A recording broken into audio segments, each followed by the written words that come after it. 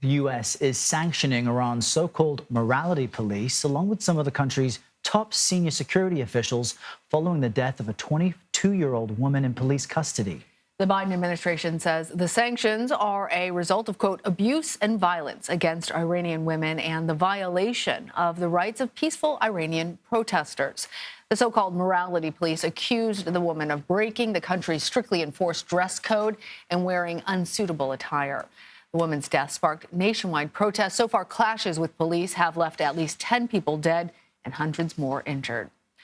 Iran's Revolutionary Guard is calling for the Islamic judiciary to prosecute anyone who spreads false news and rumors about the woman's death. The government has already restricted internet and cell phone service as a result of the violence. Jiyar Gol is world affairs correspondent with our partners at the BBC. He joins us now from BBC HQ with more on this. Thanks for speaking with us. We've seen these violent crackdowns against dissidents in Iran in the past. Put this moment in context. Is it worse than what we've previously seen? And do you expect things to improve in the days ahead or not so? I think there is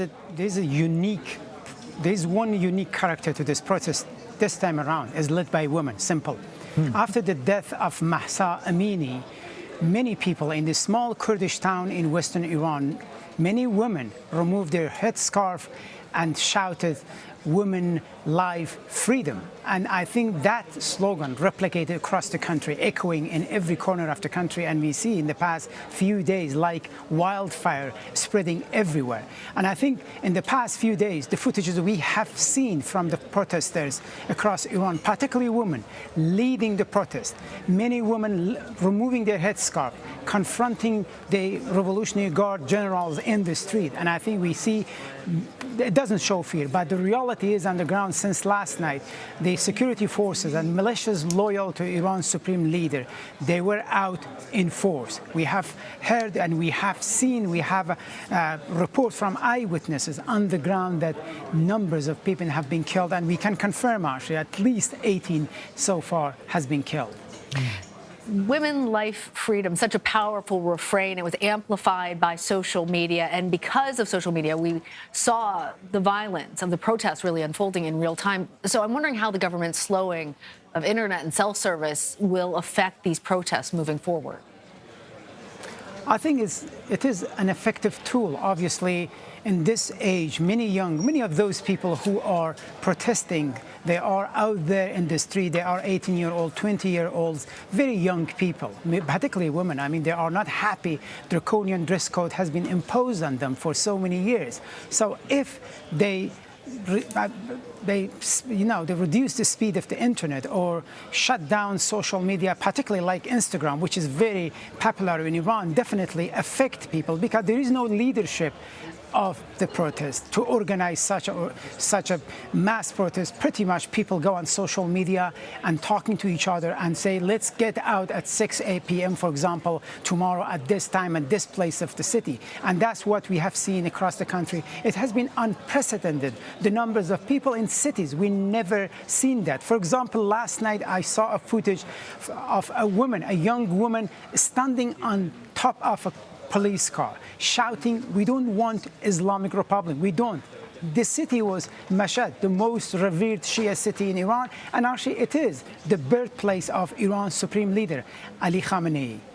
Yeah, and it reminds me, though, of the Iran protest elections back in 2009, the so-called Twitter revolution, when social media really was used as a tool by locals to voice their displeasure. And while it was covered around the world, it didn't necessarily change anything. Fast forward to today, and the Iranian president, we understand, made a demand for a news anchor, Christiane Amanpour from CNN, to wear a headscarf during the interview while speaking at the UN. She refused. He refused to do the interview. So what's the message being sent here from the Iranian president? And he's still at the UN General Assembly saying, Iran is a model for justice and human rights around the world. What's happening at this moment? Well, I think President, obviously Raisi, that act is more for his bases in Iran. He's one of the hardline president, very close to supreme leader of Iran. I think what he did, it shows he thinks, since he came to the office, obviously the restriction on women or controlling women, what they wear, has been tightened. There has been more pressure on women to put more or cover up. That's why possibly he wants to send the message. I went to the heart of the great Satan, America, and I refuse and I want them to wear headscarf. But the reality is headscarf is one of the ideological pillar of Islamic Republic of Iran. From day one, insisted on that. And they know if they back up, if they give in for the headscarf, definitely they have to give in for many other things, which they believe this is the very foundation of their regime. That's why he refused. And one thing about President Raisi, you just mentioned, he was in United Nations General Assembly yesterday. He raised a picture of Qasem Soleimani, the former commander of elite Quds Force, who was killed by the American during Trump administration. You may be surprised, yesterday in the hometown of Qasem Soleimani, protesters climbed up on the 3-story building. They turned down Qasem Soleimani's banner. This shows how much divided nation Iran is, how much the government is out of touch with people on the street. If you look what is happening, just imagine if there was no bullet. Just imagine if there was no killing, there was no arrest. How many more millions of people would pour in the street? Despite all this problem, I have seen by my own eye the footage people on the ground sending me. I have seen actually the militias aiming with live bullet directly at protesters, but still we see so many people, particularly women, removing their headscarf and standing in front of them and confronting them. Powerful. Jiyar Gol, thank you. Thank you.